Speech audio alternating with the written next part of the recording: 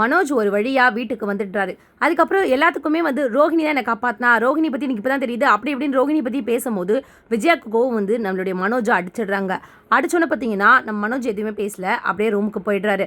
போகும்போது நம்ம அண்ணாமலை என்ன பண்ணுறாருன்னா, மனோஜ் நில்லு அப்படின்றாரு. உடனே மனோஜும் அப்படி நின்று திரும்பி பார்க்குறாங்க. எல்லாருமே நின்று பார்க்குறாங்க. உடனே அண்ணாமலை சொல்கிறாரு, இங்கே பாரு, இதுக்கப்புறமா ஷோரூமோட ஓனர் நீ கிடையாது, முத்துவும் மீனாவும் தான் அந்த பொறுப்பை ஏற்று பண்ணுவாங்க.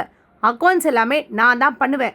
இதுதான் இந்த வீட்டோட சட்டம். அது மட்டும் இல்லை, இந்த வீட்டிலேருந்து ஒரு செங்கல் கூட உனக்கு பங்கு கிடையாது சொல்லிட்டேன்.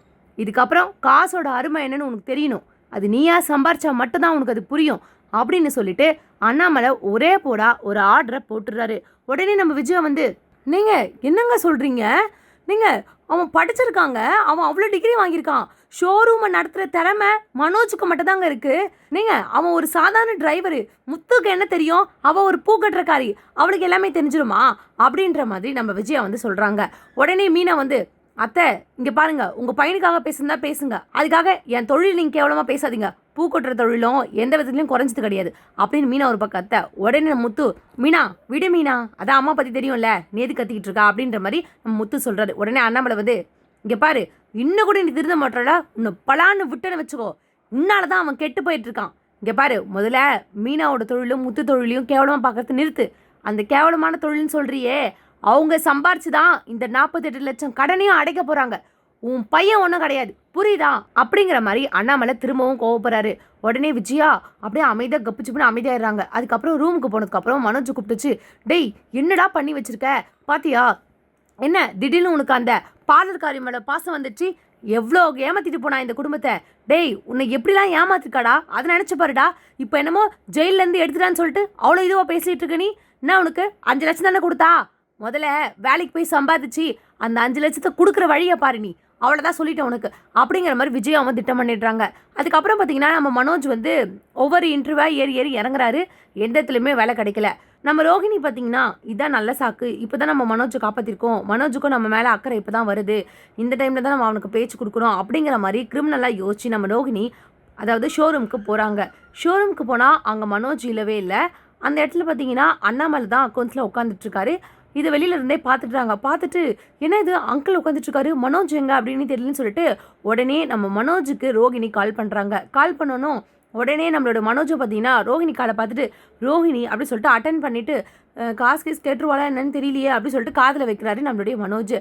ஹலோ அப்படின்னு சொல்லி நம்ம ரோஹிணி சொல்ல உடனே என்ன கேட்குறாங்கன்னா, மனோஜ் எங்கே மனோஜ் இருக்க, நம்ம ஷோரூமுக்கு தான் நான் வந்தேன், ஆனால் நீ இல்லவே இல்லை, அங்கிள் தான் உட்காந்துட்ருக்காரு அப்படின்ற மாதிரி நம்மளுடைய ரோஹிணி கேட்க உடனே நம்மளுடைய மனோஜ் பார்த்தீங்கன்னா, ரோஹிணி எனக்கும் இப்போ அந்த கடைக்கும் சம்மந்தம் இல்லாமல் ஆயிடுச்சு, எல்லாத்துக்குமே காரணம் அந்த முத்து மீனாவால் தான், இப்போ எனக்கு அப்பா இன்னைக்கு ஷோரூம் கூட பார்க்கக்கூடாது சொல்லிட்டாரு, அதுவும் இல்லாமல் உனக்கு கொடுக்க வேண்டிய 5 லட்சம் கடனும் நான் வேலைக்கு போய் சம்பாதிச்சே உனக்கு கொடுக்க சொல்லியிருக்காரு, எனக்கு கொஞ்ச நாள் டைம் மட்டும் கூட அப்படிங்கிற மாதிரி மனோஜ் சொல்ல உடனே ரோஹிணி வந்து, மனோஜ் என்ன நீ இவ்வளோ தான் புரிஞ்சுக்கிட்டியா, என்ன மனோஜ் நான் காசு கேட்குறதுக்கு தான் ஃபோன் பண்ண நீ நினச்சிட்டியா, மனோஜ் இங்கே பாரு மனோஜ், நான் உன்னை அவ்வளோ லவ் பண்ணுறேன் மனோஜ், உனக்காக நான் என்ன வேணாலும் பண்ணுவேன் மனோஜ், எனக்கு காசு ஒரு பிரச்சனையே இல்லை மனோஜ், நான் கூட சேர்ந்து வாழணும் மனோஜ், அது மட்டும் தான் மனோஜ், ஆனால் உனக்கு என்னோட கேரக்டர் என்னோட அருமை எல்லாமே உனக்கு புரியும் மனோஜ், அது இருக்கட்டும், ஆமாம் இப்போ நீ வேலைக்கு போய் சம்பாதிக்கணும்னு சொல்லியிருக்காங்க, எப்படி மனோஜ் உன்னால் எப்படி வேலைக்கு போக முடியும், உனக்கு அந்த திறமை எல்லாமே இருக்குது, ஆனால் அதை விட ஷோரூம் தானே உனக்கு ரொம்ப முக்கியம், அது நீ ரொம்ப ஆசைப்பட்டு திறந்ததாச்சு, இப்போ எதுக்காக அங்கிள் வந்து பார்த்துக்கிறேன்னு சொல்கிறாரு,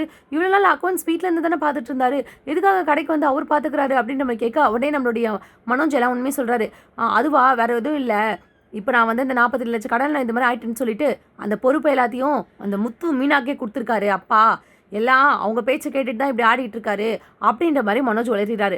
உடனே நம்ம ரோஹிணி வந்து, ஓ முத்து மீனா பார்த்துக்கிறாங்களா மனோஜ், அந்த சாதாரண டிரைவர் உங்கள் தம்பி, அவருக்கு என்ன தெரிய போகுது, அதே மாதிரி மீனா பூ கட்டுற காரி தானே, அதுக்கு என்ன தெரிய போகுது அப்படிங்கிற மாதிரி நம்ம ரோஹிணி கேட்க உடனே மனோஜும் வந்து, அதான் ரோஹிணி நானும் சொன்னேன், ஆனால் அது கேட்டதுக்கு அப்பா என்ன திட்டுறாரு, அம்மாவும் என்ன திட்டுறாங்க அப்படின்ற மாதிரி நம்மளுடைய மனோஜ் வந்து சொல்கிறாரு. உடனே நம்ம ரோஹிணி வந்து, ஓஹோ இப்போ முத்து மீனாவை ஷோரூமை பார்த்துக்க சொன்னது மனோஜுக்கு பிடிக்கல. ஸோ இதை வச்சு தான் நம்ம பேசணும் அப்படின்னு சொல்லிட்டு, மனோஜ் நீ கவலைப்படாத மனோஜ், அங்கிள் ஏன் இந்த மாதிரி பண்ணுறாரு, நீ எவ்வளோ படிச்சிருக்க, உனக்கு எவ்வளோ திறமை இருக்குது, அவங்களுக்கு என்ன தெரியும் அப்படி இப்படின்னு சொல்லிட்டு நம்ம மனோஜுக்கு சாதகமாகவே ரோஹிணி பேசுகிறாங்க. அதுக்கப்புறம் ரோஹிணி பார்த்தீங்கன்னா, சரி மனோஜ் நீ எதுவுமே கவலைப்படாத, நான் வந்து நிறைய கம்பெனியில் உன்னுடைய ரெஸ்யூம் அமுச்சு வைக்கிறேன், சரியா, நீ எதுவும் ஃபீல் பண்ணாத, அதே மாதிரி காசுலாம் எதுவுமே இது பண்ணாத மனோஜ், உனக்காக நான் என்ன வேணாலும் பண்ணுவேன் மனோஜ், எவ்வளோ லட்சம் வேணாலும் நான் கடை வாங்குவேன் மனோஜ், நீ அதை பற்றிலாம் யோசிக்காத, உனக்கு எப்படியாவது உனக்கு இதே மாதிரி ஷோரூமில் நீ திரும்பி உட்கார வைப்பேன் நான் அப்படின்ற மாதிரி சொல்கிறாங்க. மனோஜுக்கு ஆசை வார்த்தைலாம் கூட்டணும்னா மனோஜும் அப்படியே யோசிக்க ஆரம்பிச்சிடாரு. சரி ரோஹிணி, அம்மா கால் பண்ணுறாங்க, நான் வச்சிடுறேன் அப்படின்னு சொல்லிட்டு மனோஜ் வந்து காலை கட் பண்ணிடுறாரு. உடனே ரோஹிணி ஃபோனில் பேசும்போது கூட எப்படியாச்சும் டிஸ்டர்ப் பண்ணுறாங்களே அப்படின்னு சொல்லிட்டு ரோஹிணி வந்து மனசு நினச்சிக்கிறாங்க. அதுக்கப்புறம் பார்த்தீங்கன்னா நம்ம ரோஹிணி சிந்தாமணியை பார்க்கறதுக்காக போகிறாங்க. ஆண்டி ஆண்டி ரொம்ப தேங்க்ஸ் ஆண்டி அப்படின்னு சொல்லிட்டு அப்படி கட்டி பிடிச்சிடுறாங்க சிந்தாமணியை போயிட்டு நம்ம ரோஹிணி. உடனே சிந்தாமணியும் ரோஹிணி கண்ணே இரு இரு இரு இரு என்னாச்சு, என்ன இவ்வளோ சந்தோஷமாக இருக்குது அப்படின்போது, ஆண்டி எல்லாமே உங்களால் தான் நடந்தது, 10 லட்சம் கேட்டிருந்தார் அந்த ஃபினான்ஷியர், ஆனால் உங்களுக்கு ஆசை நீங்கள் போய் பேசுனதுக்காக வெறும் 5 லட்சம் தான் வாங்கிட்டு, அது மட்டும் இல்லாமல் அங்கே வந்து ஸ்டேஷனில் ரோஹிணி உங்கள் மேலே வச்சுருக்க அன்பெல்லாம் எனக்கு புரிஞ்சுது, ரோஹிணிக்காக தான் நான் அவங்க இந்த கேஸை வாபஸ் பண்ணுறேன் அப்படி இப்படிலாம் சொன்னார். இப்போது மனோஜுக்கு என் மேலே ஒரு நம்பிக்கையே வந்துடுச்சு, அந்த இடத்துலேயே சொன்னார், நீ எனக்கு இவ்வளோ ஹெல்ப் பண்ணியிருக்க, நான் அவனை என்ன பண்ண போகிறேனே தெரியலன்னு சொல்லிட்டு இப்போ கூட என்கிட்ட தான் மனோஜ் பேசினாரு, எல்லாமே என்கிட்ட பாசமாக இருக்க மாதிரி தான் பேசுகிறாரு, இன்னும் கொஞ்ச நாள் நான் இப்படியே அவர்கிட்ட பாசமாக இருந்தேன்னா கண்டிப்பாக மனோஜ் என்னை வந்து ஏற்றுப்பார், எனக்கு அது நம்பிக்கை இருக்குது அப்படிங்கிற மாதிரி ரோஹிணி வந்து சொல்கிறாங்க. உடனே சின்னமணி வந்து, அப்படியே கண்ணு, நீங்கள் 2 பேரும் சந்தோஷமாக இருந்தால் அது போதும், உனக்காக தான் கண்ணு இதெல்லாமே நான் பண்ணேன், ஆனால் அன்றைக்கி நீ தான் இதை பற்றி புரிஞ்சுக்காமல் என்ன வந்து கேட்ட அப்படின்ற மாதிரி சொல்லிடுறாங்க. அதுக்கப்புறம் பார்த்தீங்கன்னா அடுத்த நாள் ரோஹிணி வந்து நம்மளுடைய மனோஜுக்கு திரும்பவும் கால் பண்ணுறாங்க. மனோஜ் இந்த மாதிரி ஒரு ரெஸ்யூம் ஒரு கம்பெனிக்கு அனுப்பி வச்சிருந்தேன், இன்றைக்கி நீ காலையில் இன்டர்வியூக்கு வந்துடணும் அப்படின்ற மாதிரி சொல்கிறாங்க. அப்படியே ரோஹிணி எந்த அட்ரஸ் அப்படின்னு நான் அந்த இடத்துக்கே வந்துடுறேன் அப்படின்னு சொல்லிட்டு வந்துடுறாங்க.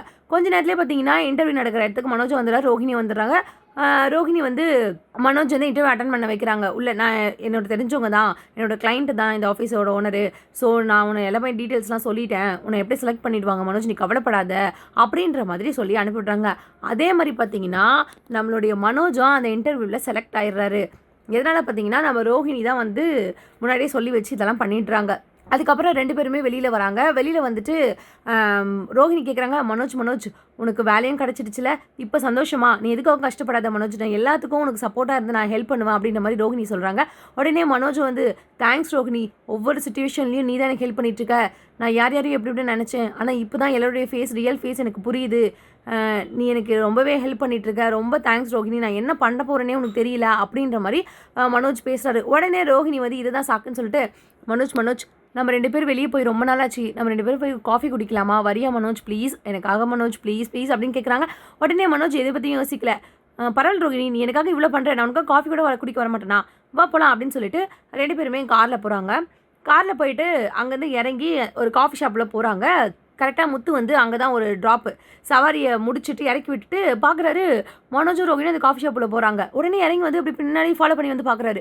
பார்த்தா இவங்க 2 பேரும் வந்து காஃபி குடிச்சிட்டு ஒரே சிரிச்சு பேசுகிற மாதிரிலாம் தெரியுது. இதை பார்த்துட்டு அப்படியே ஒரு ஃபோட்டோ எடுத்துகிட்டு முத்து வந்து வீட்டுக்கு வர்றாரு. வீட்டுக்கு வந்ததுக்கப்புறம் நம்மளுடைய விஜயா வந்து அப்படியே புலம்பிகிட்டே இருக்காங்க. நீங்கள் காலையில் போனாங்க மனோஜ், ரொம்ப பாவங்க, சாப்பிட்டானா இல்லையான்னு கூட தெரியல, இன்டர்வியூவாக ஒவ்வொரு ஆஃபீஸ்க்கும் போயிட்டு வரான், காலிலேருந்து சாப்பிடாமலே போயிட்டாங்க, இன்னும் கூட வரவே இல்லை, ஃபோன் பண்ணாலும் எடுக்கவே மாட்டேங்கிறான் அப்படி சொல்லி புலம்பிகிட்டே இருக்காங்க. உடனே கரெக்டாக அந்த டைமில் தான் முத்து உள்ளே வராரு. உள்ளே வந்தானோ, அவன் எப்படி எடுப்பான், அவன் தான் அந்த பார்லர் காரிக்கிட்ட சுற்றிட்டு இருக்கானே, நீங்கள் என்னமோ அவங்க 2 பேருக்கு டிவோர்ஸ் வாங்கி கொடுக்கறதுக்காக அங்கேயும் இங்கேயும் கோர்ட்டு கேஸுமா அலைஞ்சிட்டு இருக்கீங்க, ஆனால் அவன் அந்த பார்லர் காரியோட சேர்ந்து காஃபி குடிச்சிட்டு இருக்கான் அப்படிங்கிற மாதிரி முத்து சொல்கிறாரு. உடனே விஜயை வந்து, ஏய் என்னடா வாய்க்கு வந்தால் ஓடிட்டு இருக்க, மனோஜ் அப்படிலாம் பண்ண மாட்டான், எனக்கு தெரியாமல் மனோஜ் அந்த மாதிரி பண்ணுற ஆள் கிடையாது, எனக்கு தெரியும் என் பையனை பற்றி, பார்த்தீங்களாங்க உங்கள் எதுக்குலாம் மனோஜை பற்றி எப்படி பேசலாம் பாருங்க அப்படின்ற மாதிரி சொல்கிறாங்க.